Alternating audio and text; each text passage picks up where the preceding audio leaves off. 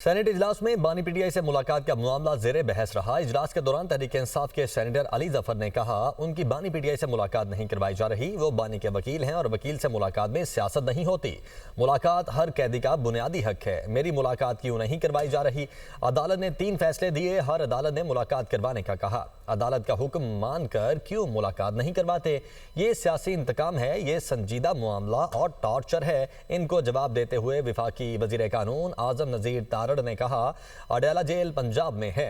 कैदियों से मुलाकात का इख्तियार जेल सुपरिंटेंडेंट का है। ये इख्तियार वफाकी हुकूमत के पास नहीं। बानी पीटीआई कैद तन्हाई नहीं काट रहे। इनके पास मुशक्कती भी हैं जो इनका ख्याल रखते हैं।